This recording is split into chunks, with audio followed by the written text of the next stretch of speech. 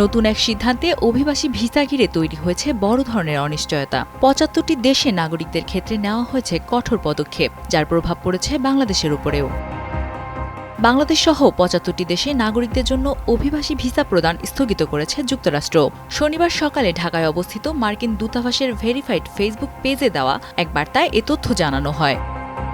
দূতাবাস জানায়, department of state এই সিদ্ধান্ত নিয়েছে। তালিকায় থাকা দেশগুলোর নাগরিকদের মধ্যে যুক্তরাষ্ট্রের করদাতাদের অর্থে সরকারি সহায়তা গ্রহণের হার বেশি, এমন কারণ দেখিয়েই এই পদক্ষেপ নেওয়া হয়েছে।